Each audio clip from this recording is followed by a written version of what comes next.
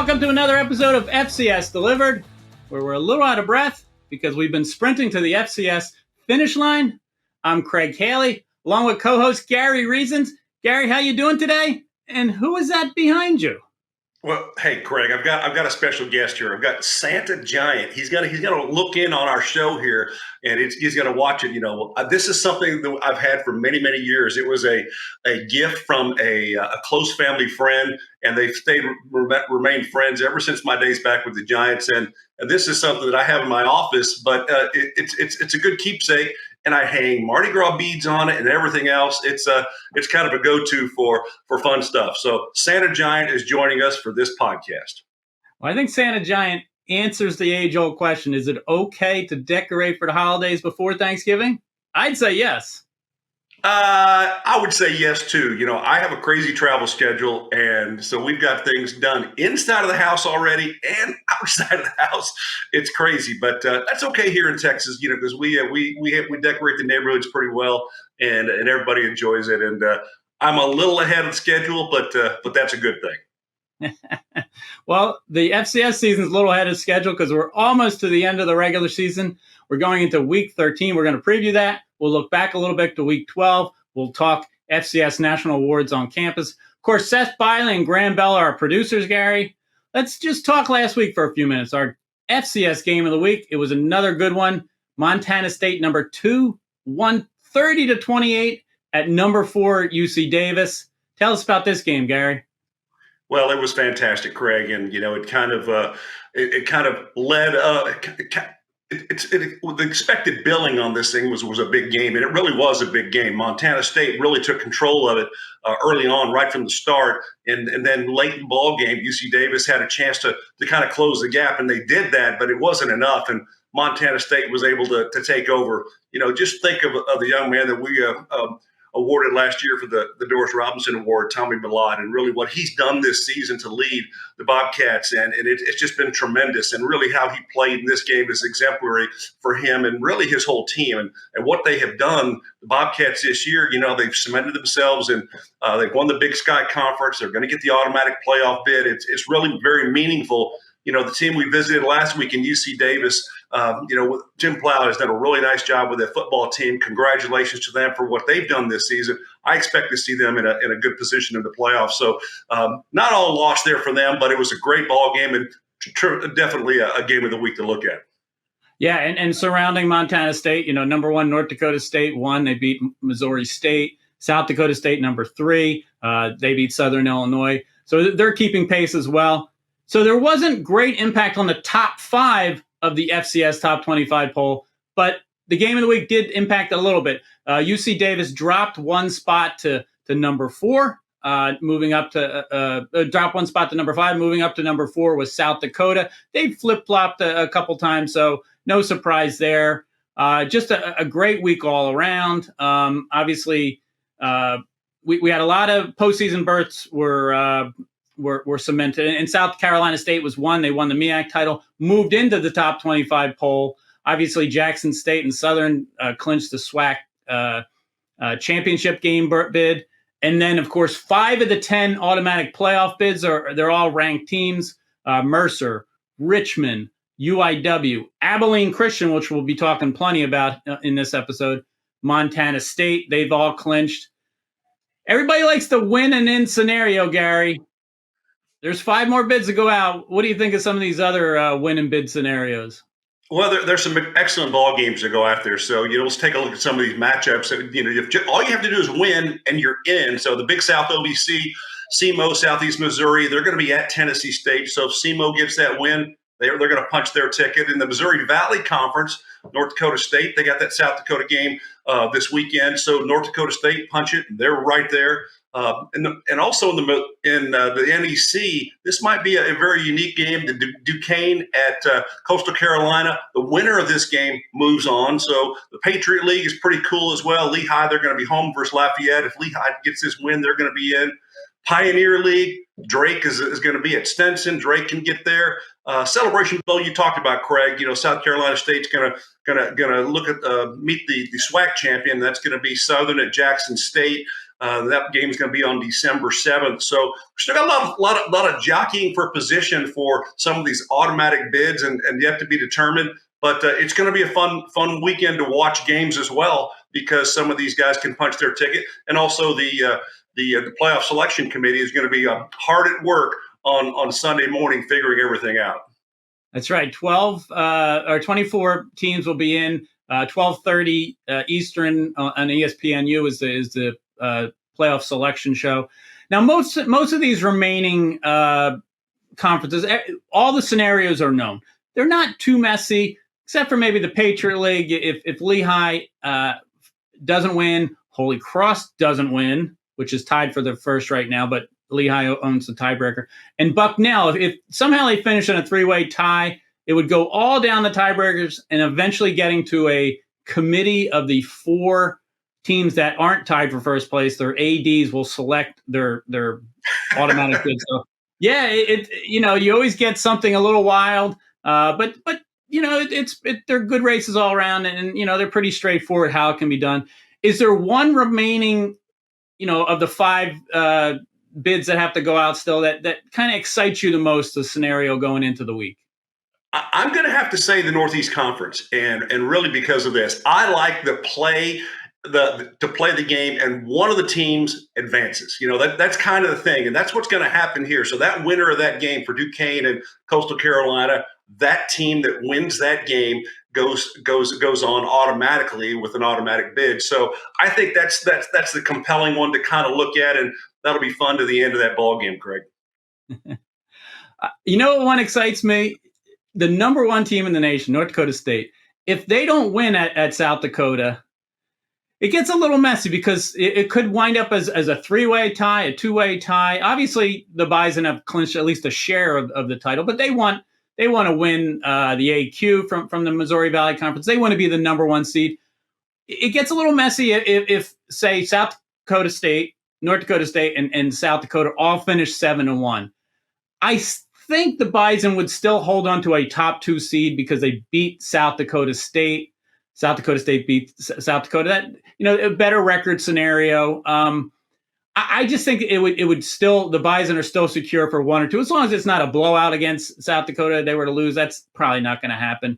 I just think they've done enough to be a top 2 seed, which is important. Obviously you want to be number 1, but the top 2 teams are, guaranteed a home field advantage through the semifinal round, with the championship game being played in Frisco, Texas. So I think the Bison would hold on, but it would really get interesting. How would you work it as a committee for and Montana State's obviously right now number 2 going in. Now, Gary, late in the season here, we've had these 13 weeks, of course, crazy how that is. And in 14, if you include week 0, what are teams going through at this time? I mean, how do you push the right buttons? Because you're tired, you have injuries, you want to just keep pushing it, but you have to pull back. How does a team make this work late in the season, Gary? Well, it really comes down to, Craig, the teams that are at the top and they know they're going to be advancing into the playoffs. They're looking at different scenarios altogether with their rosters. But for those teams, and this is the majority of the teams now, the ones that are not going to be advancing, they're going to be looking at their rosters in a very different way, because, within college football, there is a rule that freshmen can have 4 games played, and they do not burn their eligibility, so they can still redshirt. So you can still eligible for a redshirt. So they'll try to all look at their schedules and figure out how much playing time each of these younger players have gotten in games already. And if they haven't, they can all readily put them in. What they'd like to do is they'd like to get them on game tape to be able to evaluate those players fully, and also reward players for their practice work to get them into games to be a contributing factor to any part of a ball game. And then there's a whole pendulum of things, Craig, along the way that the coaches are looking for, whether that's the players are trying to evaluate. And, sometimes you're looking to move from offense to defense. But those teams that are now in the hunt for playoff contention, they're dealing with injuries. You talked about that. They're dealing with different scenarios. How do you keep practice, and how do you keep your guys healthy throughout a playoff run? This playoff thing that we talked about, it's just starting. So you have to win 4 games to get into the national championship game. So it's not an easy road to get there whatsoever. Getting into the dance, that's the thing that most teams are looking for. And there's just a lot of different things there for teams to consider, whether it's going to be structure, how your offense, what you're going to show in the playoffs, maybe some little schemes or wrinkles that could be advantageous to you because of personnel. There's a plethora of things, and really everyone is at the same position for those going into the playoffs because they don't know who they're playing as of yet, and they'll all find out at the same time on Saturday. It's fascinating because the team definitely wants to peak in the second season, the postseason, but you really have to push the buttons right. So Gary, we're going to take a break here from FCS Delivered, and when we come back, segment 2 will be FCS National Awards on campus. This is FCS Delivered.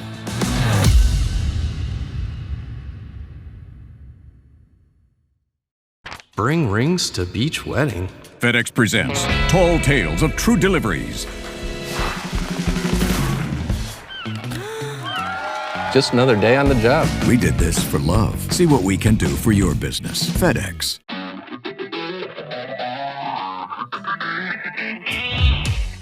Welcome back to FCS Delivered. Craig Haley along with Gary Reasons. We're ready to talk FCS National Awards on campus. Each week on TheAnalyst.com, we have 7 national award winners, 5 for Stats Perform, 2 for Urban Edge Network's HBCU Plus streaming service. Gary, tell us about this week's visit. Well, I had a lot of fun, Craig. I stayed here in the Lone Star State. Got a chance to go out to Wildcat country. That's right. Had a chance to go out to Abilene Christian. As this past week, they defeated Tarleton State and they won their first ever Division I conference championship by winning the UAC. So that's pretty impressive. It's a beautiful campus, and I've been there before. I've played a game there way back when I was in college, but it's a whole different game out there. It's a tremendous campus, and the facilities that they have for their football program are tremendous, and they really have a great pride there. And their head coach, Keith Patterson, he's there in his 3rd season, and they've done a really nice job of bringing this program around. The guys have a very, very intense practice. They're all dialed in. They're all bought in, and they have really built this program the right way. They've got great size and speed. Greg, this is a very talented football team, and Coach Patterson has done a nice job of leading them throughout this whole charge. And, they have bought into what he is saying. And that quarterback right there, number 1, Maverick McIver, it's a name you're going to hear a lot more about. And really, you have all season. He started the season 506 yards against Texas Tech. Didn't win that game, but they've now then gone and taken many, many games throughout the season, and Maverick has done a great job. He leads the FCS in total passing yards. It's a pretty impressive program out there. They run the ball, they throw the ball well, and they play aggressive defense. It's a team that has taken the UAC by storm, and they've won that conference championship. It's their first Division I conference championship. This program has previously won a national championship at Division II, so they're looking to set the stage here for Division I dominance. They like to play fast and play hard, and Maverick McIver's done a great job. And their running back, Sam Hicks, is right there catching that ball in the end zone. I tell you, that is something that's pretty impressive. They're on the road at Tarleton, and they win that big ball game to get that UAC championship. And you can see the excitement in these guys' face. It was pretty impressive. It was pandemonium out there on the field with that celebration for these guys. Really, really impressed with what has gone out at Abilene. So I had a chance to visit with the team, and I love talking to these guys. They're all ears. They love to hear talking about some of the stories that I can share. And Coach B, he's done it the right way. Well, on behalf of Stats Perform and our partners, FedEx and Urban Edge Network, I'd like to congratulate Abilene Christian first on your UAC Conference Championship and also being selected as the Stats Perform FCS National Team of the Week. Let's hear it, guys.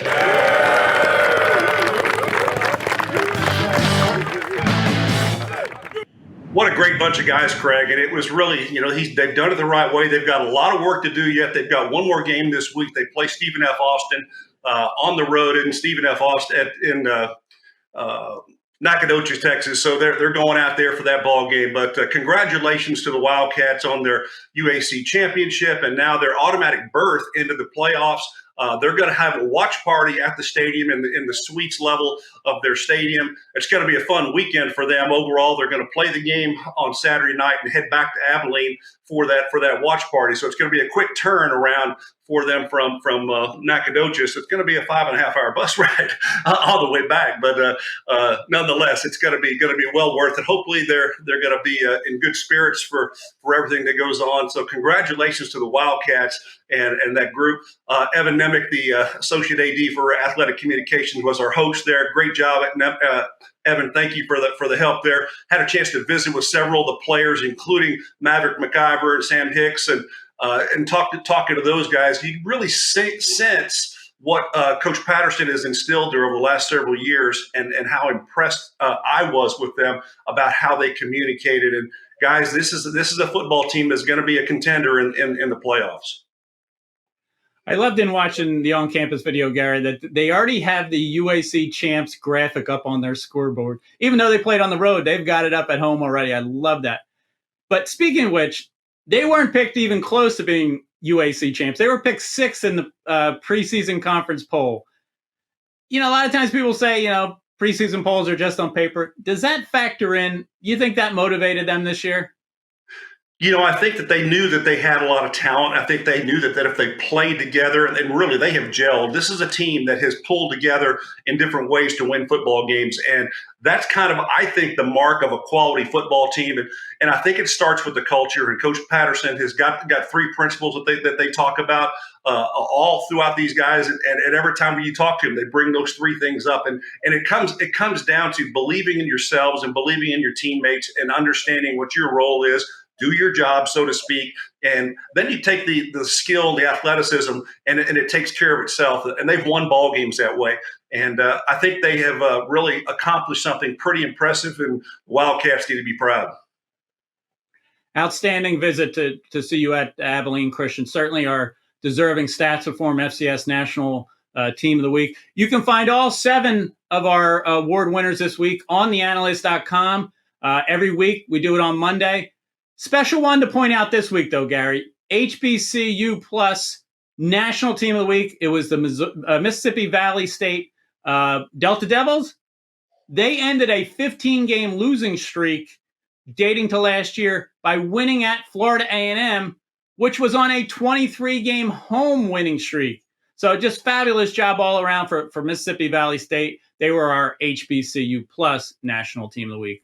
Gary, we're going to take another break from FCS Delivered, and when we come back, we will talk FCS Week 13 with our Pick'em segment. This is FCS Delivered.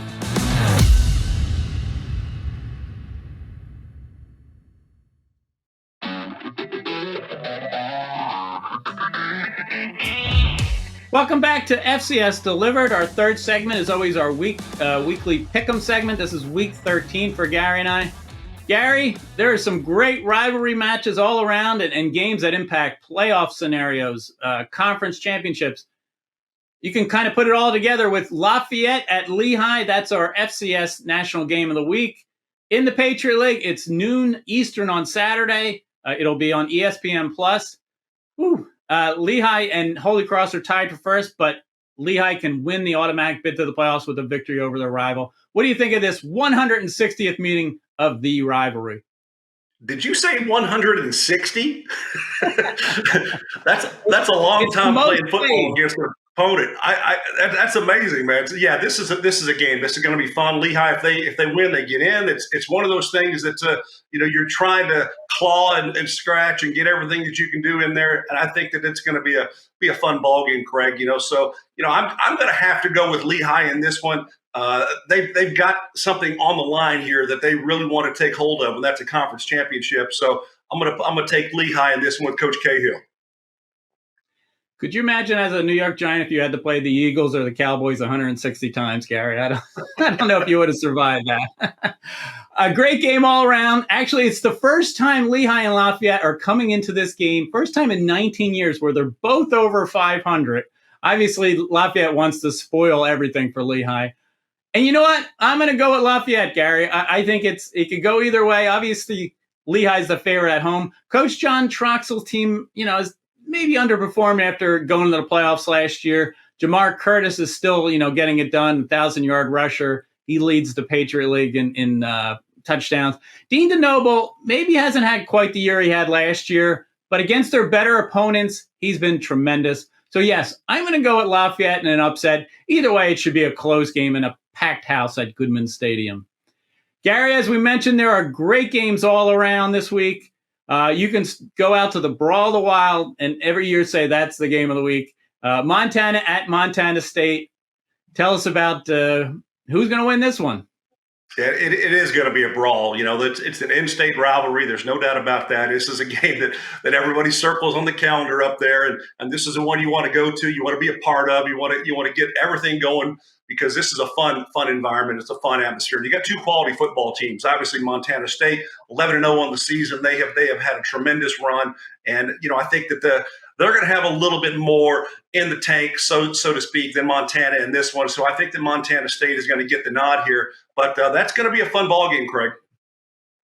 I agree. I'm going to go with the Bobcats. But, boy, every year you get something a little extra out of this rivalry. Last year, Montana won and wound up going to the national championship game. But the Bobcats just still kind of steamroll you with that running attack. So I'll go with them as well.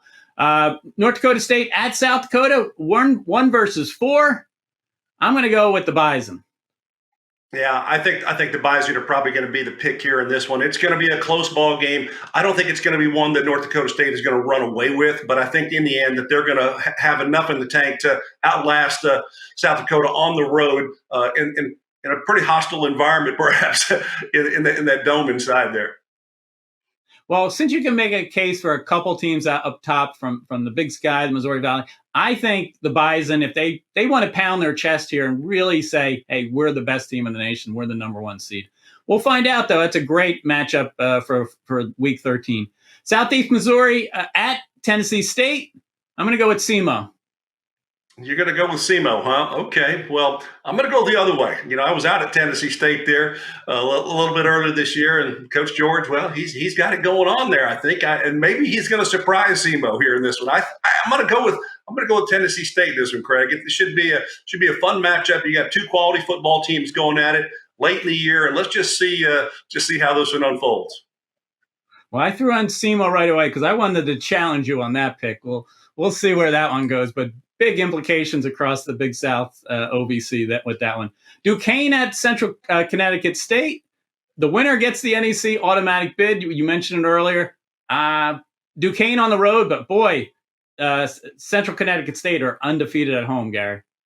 Yeah, I think Duquesne's going to get this one here. They're poised. They're ready. I think that's going to be the winner in this ball game. Yeah, a couple other ones. Rivalry games, Gary. William and Mary at Richmond, the Capital Cup. It's the 135th meeting. William and Mary in an upset, Gary. I like Spiders, man. You like Spiders, Craig? Well, Spiders are going to win this ball game, so just got to figure it out. It's going to be those guys on top. One more I'll give you. The 140th meeting of the game, Yale at Harvard. Harvard's trying to win an outright Ivy League championship. They don't go to the playoffs. Now, the Ivy League presidents may talk about it and maybe in the future reverse that. I'm going to go with Harvard getting it done against their arch rival. I think that Harvard wins, but, I think that there might be some science experiments undergoing in this ball game because of the pedigrees of these two schools. It's pretty good football, though. I'm just joking here, but it's a fun ball game. These guys really put it all together on the field and really great institutions to go here. But I'm going to go with Harvard in this one, Craig. Great matchups all around, Gary. Rivalry week, final week of the regular season. You have a little bit of everything with the postseason, conference championships, and, of course, your rival. So this is just a great week all around for Week 13. I know you're ready for these games. Is Santa Giant ready? He is ready. Santa Giant is ready to go. He's going to be on the couch next to me, and he's going to bring all the good vibes to us and all the girls and boys all over the country. That's what Santa Giant does. He brings good football vibes around. So it's all good stuff. So glad to have him with me, and it's going to be a great weekend. And we're going to get set for the FCS National Playoffs. I hope he knows I've been good this year as well. So looking forward to it, Gary. We thank everybody for tuning in this week, Week 13. FCS Delivered. We will be back next week at this time to talk about everything that's taking place. This is FCS Delivered.